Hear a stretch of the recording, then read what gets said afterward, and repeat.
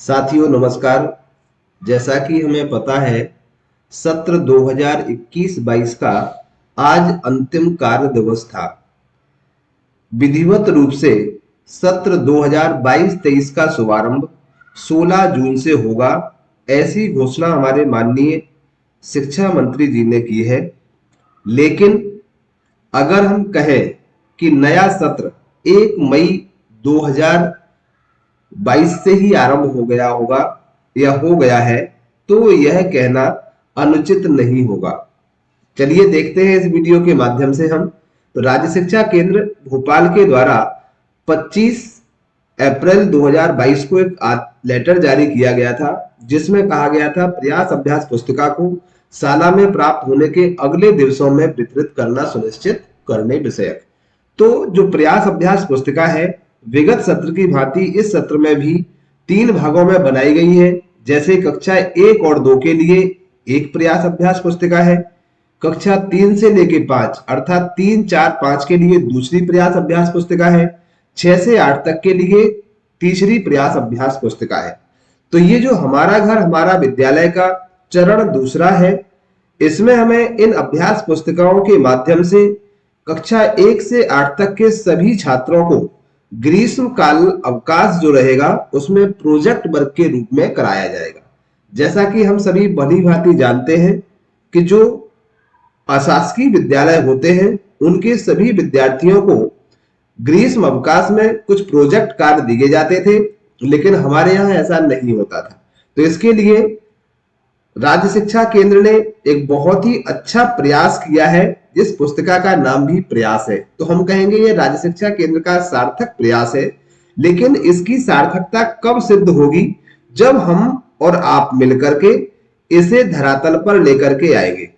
तो 22-23 की वार्षिक कार्य योजना में जो बजट था उसके माध्यम से इसको बनाया गया है, और प्रयास पुस्तिकाओं को जो बच्चों को ग्रीष्म काल में प्रति दिवस कम से कम 1 पेज करना है। आगे हम विस्तृत रूप से जानेंगे। तो इसके लिए हमें आज तक इनको वितरित करना था। इनकी हमें वितरण की सूचना भी राज्य शिक्षा केंद्र को 100% वितरण की, जो हमारे यहाँ दर्ज बच्चे हैं उन सभी को 100% वितरण का हमें प्रमाणीकरण भी 10 मई तक देना होगा प्रत्येक विद्यालय को, ब्लॉक के लिए, और ब्लॉक से जाएगा जिले पर, जिले से जाएगा राज्य शिक्षा केंद्र के लिए। जब बच्चे हमारे यहाँ विद्यालय खुलने के बाद आएंगे तो 16 जून को इनकी जो अभ्यास पुस्तिकाओं में इन्होंने कार्य किया है उसकी त्रुटि सुधार करेंगे, कार्य योजना बनाएंगे अपेक्षित कार्य सुधार के लिए, और इसके लिए हमें 10 दिवस तक कार्य करना होगा, ऐसा इस लेटर के माध्यम से बताया गया है।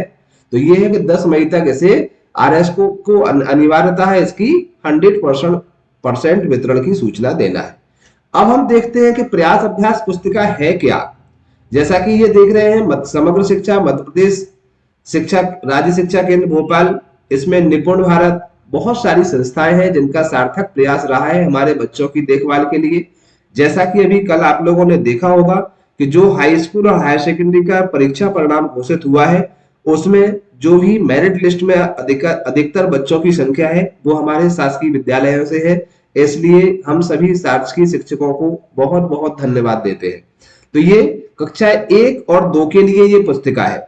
कक्षा 1 और 2 की पुस्तिका में कुल 24 वर्कशीट है, यानी 1 पेज को हमें आगे पीछे करना है। और यदि हम एवरेज देखें तो 1 मई से 15 जून तक हमारे लिए ग्रीष्मकालीन अवकाश बच्चों के लिए रहेंगे। तो लगभग 1.5 दिन का समय प्रत्येक बच्चे को एक वर्कशीट करने के लिए मिलेगा। तो ये हो गया कक्षा 1 और 2 के लिए।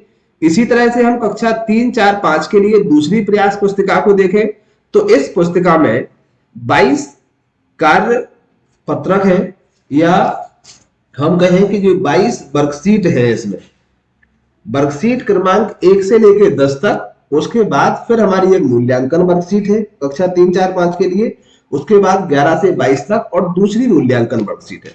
तो कुल मिला के अगर हम कहें कि इसमें भी 24 वर्कशीट है। इसी तरह से कक्षा 8 के 6 से लेकर के 8 तक के लिए जो दूसरे चरण की जो पुस्तिका है इसमें भी 24 वर्कशीट दी गई है। इसमें जो 24 वर्कशीट है, जैसा कि हम जानते हैं 6, 7, 8 में 6 सब्जेक्ट होते हैं, तो प्रत्येक सब्जेक्ट के मान से 4-4 वर्कशीट इस अभ्यास पुस्तिका में दी गई है, जैसे 4 हिंदी की, 4 गणित की, 4 विज्ञान की, 4 सामाजिक विज्ञान की और 4 अंग्रेजी, 4 संस्कृत की। तो इस तरह से 6 वर्कशीटों, 6 विषय के लिए 4-4 के हिसाब से 24 वर्कशीट इसमें दी गई है। इसको भी विद्यार्थी को लगभग 1.5 दिवस में पूर्ण करना है। इसको पूर्ण करने में वो अपने माता पिता का सहयोग ले सकते हैं, या जो हमने पूर्व में मेंटर्स बनाए हुए थे उन मेंटर्स को भी हम फिर से सक्रिय कर सकते हैं। दूसरा, हमारा जो प्रयास हो सकता है इसके लिए कि हमारे जो डीजी लैब के ग्रुप है उनमें हम अधिक से अधिक बच्चों को जोड़ने का प्रयास करें। मैं भी आप सभी के साथ में प्रयास करूंगा कि प्रत्येक वर्कशीट का उसको करने से संबंधित एक वीडियो मैं सम्मिलित रूप से कक्षा 1 से 8 तक के लिए जो मुख्य मुख्य बिंदु होंगे या सॉल्यूशन उसका होगा कठिन वर्कशीट का, तो वो भी आपके साथ में शेयर करूंगा। जिस वीडियो को भी आप अपने डीजी लैब के ग्रुप जो आपने अपने विद्यालय के प्रत्येक कक्षा के लिए बनाए हुए हैं उनमें आप प्रेषित कर सकते हैं, शेयर कर सकते हैं, जिससे कि बच्चों को उसे करने में कुछ मदद मिलेगी। तो इस तरह से हम प्रत्येक वर्कशीट का सॉल्यूशन करेंगे, जिसकी शुरुआत कल यानी कि 1 मई से करेंगे, क्योंकि यहां से हमें प्रत्येक दिवस में एक में करना है। तो कल कक्षा 1 और 2 के लिए पहली वर्कशीट, 3, 4, 5 के लिए पहली वर्कशीट और 6, 7, 8 के लिए पहली वर्कशीट आपको मेरे वीडियो के माध्यम से मिलेगी। तो इसके बाद हम जान लेते हैं कि इसमें पालकों के लिए क्या निर्देश है राज्य शिक्षा केंद्र के। तो इसमें देख पा रहे हैं कि 6 निर्देश है कि बच्चों के साथ प्रतिदिन एक पेज यानी दोनों तरफ में कार्य करने में मदद करें। दूसरा है, बच्चे के साथ अभ्यास पुस्तिका में दिए गए चित्रों पर बातचीत करें, जैसे क्या दिख रहा है चित्र में, कौन क्या कर रहा है, बच्चों को चित्र देखकर कहानी बनाने को कहें आदि। तीसरी बात है, बच्चों को छोटे छोटे गीत, कविता एवं कहानियां सुनाएं तथा उन्हें भी दोहराने को कहें। बच्चों को अभ्यास पुस्तिका पर कार्य करने हेतु आवश्यक सामग्री जैसे पेंसिल, रबर, कटर एवं रंग आदि उपलब्ध कराएं।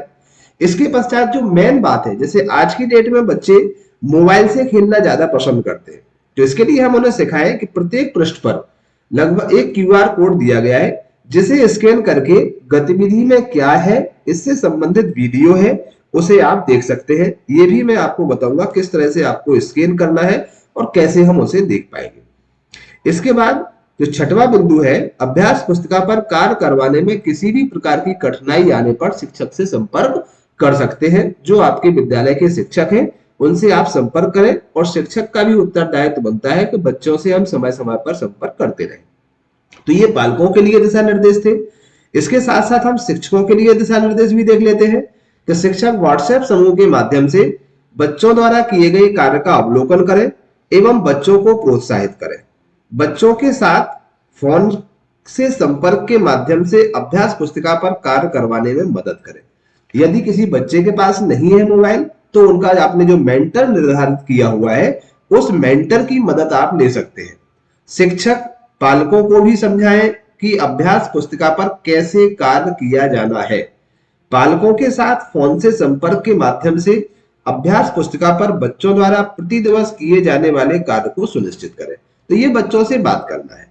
इसके साथ साथ हम एक और अपनी तरफ से जोड़ सकते हैं कि जो बच्चे कार्य कर रहे हैं उनसे आप कह सकते हैं कि आपने आज के दिवस में जो कार्य किया है उसका एक फोटो खींच करके आप ग्रुप में डालें, जिससे कि अन्य बच्चे भी इससे मोटिवेट होंगे और उन्हें भी कुछ मदद मिलेगी, जो नहीं कर पा रहे हैं वो भी सीख पाएंगे।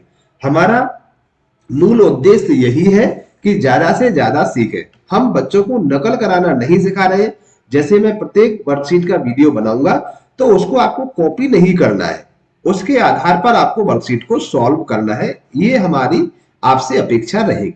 अब हम चलिए आज के समय की कुछ अच्छी आदतों को जान लेते हैं कि हमारी आज के समय की कुछ अच्छी आदतें क्या होंगी। जैसा कि पता है 3 चरण कोरोना के गुजर चुके हैं। चौथी लहर की फिर से आशंका जताई जा रही है। कुछ कोरोना के मामले ही बढ़ने लगे हैं, तो हम सोशल डिस्टेंसिंग बना के रखें, मास्क का प्रयोग करें, हाथ धोते रहें बार बार, कुछ ध्यान और योगा भी करें, नमस्ते करें, हाथ ना मिलाएं। तो ये कुछ अच्छी आदतें बच्चों के लिए रहेगी।